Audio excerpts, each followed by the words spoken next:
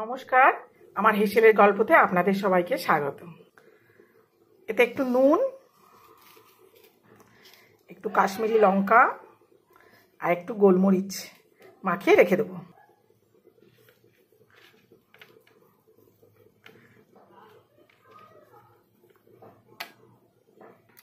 মাখানো হয়ে গেছে, এবার ফ্রাই করে নেব। 10 মিনিট থাকবে, তারপরে ফ্রাই করব। পনির কাটলেট করতে কী কী লাগছে দেখে নিই। সেদ্ধ আলু গ্রেট করে রেখেছি, গাজর গ্রেট করা, কাঁচা লঙ্কা, আদা কুচি, একটু গোলমরিচ, ধনেপাতা, পেঁয়াজ, 1 চামচে সুজি, আর এই যে এটা হলো পাউরুটি, টুকরো করা পাউরুটি, আর নুন তো লাগবেই। এবার পনিরগুলো ভেজে নেব। সবাই দেখবেন কাঁচা পনিরের গ্রেট করে কাটলেটটা তৈরি করে, কিন্তু এইভাবে একটু নুন লঙ্কা একটু মাখিয়ে গোলমরিচ দিয়ে ভেজে নিয়ে করবেন, দেখবেন পনিরের ভিতরে কোনো জল থাকবে না এবং খুব টেস্টি হবে।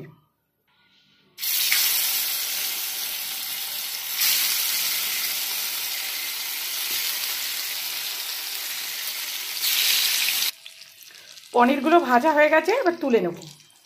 পনিরগুলো ভাজা হয়ে গেছে, তুলে নিয়েছি। এবার এই তেলেই গ্রেট করা পেঁয়াজ দিয়ে দেবো। পেঁয়াজটা একটু জল শুকিয়ে গেলে তারপরে অন্যান্য জিনিসগুলো দেব। আমার পনির আছে 250 গ্রাম। 250 গ্রাম পনির হলে হাফ আলু দেবেন, আলু বেশি দেবেন না, হাফ আলু দেবেন। আমার 150 গ্রাম মতো আলু আছে, আপনারা সেই অনুপাতে দেবেন। একটা বড় পেঁয়াজ গ্রেট করে দিয়েছি, এটা একটু জল শুকিয়ে গেছে। এবারে আদাটা দিয়ে দেবো।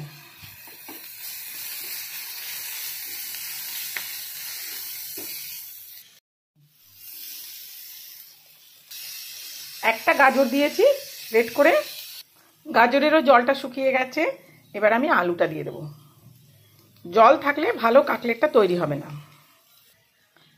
নুন দিয়ে দেবো, নুনটা একটু অল্প দেবেন, নুন অত পনিরে ভালো লাগে না। একটু চিনি দেবো, চিনিটা দেখানো হয়নি, চিনিটা একটু দেবো। কষা হয়ে গেছে, এবার ধনেপাতা দেবো, কাঁচা লঙ্কা দেবো, আর একটু গোলমরিচ দেবো, দিয়ে কষিয়ে নামিয়ে নেব। গ্যাস নিভিয়ে দিয়েছি। এবার গ্রেট করা ভাজা পনিরটাকে গ্রেট করে নিয়েছি, এটা মিশিয়ে দেবো। 1 চামচে সুজি মিশিয়ে দেবো, টুকরো করা পাউরুটিগুলো মিশিয়ে দেবো, দিয়ে মেখে নেব। মেখে নিয়েছি। এবারে 1 চামচে আমুলের ক্রিম চিজ দিয়ে দেবো, ক্রিমি টাইপের যে চিজটা সেইটা দিয়ে দেবো, দিয়ে ভালো করে হাতে মেখে নিয়ে কাটলেটগুলো তৈরি করে নেব।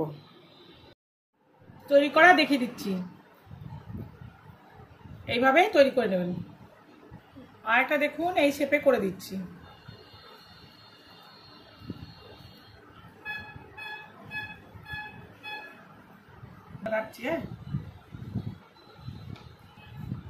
সব তৈরি হয়ে গেছে, দেখে নিন। যে যেভাবে যে শেপে তৈরি করবেন করে নেবেন। নুন গোলমরিচ আর কর্নফ্লাওয়ার দিয়ে একটা ব্যাটার তৈরি করে নিয়েছি, এই যে ডুবিয়ে দেবো, দিয়ে ব্রেড ক্রামে দেবো।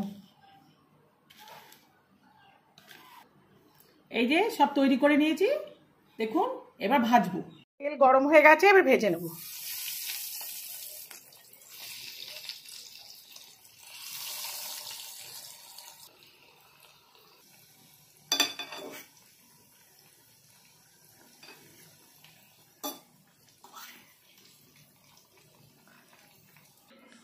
পনির কাটলেট তৈরি হয়ে গেছে, দেখুন একদম মচমচে হয়েছে।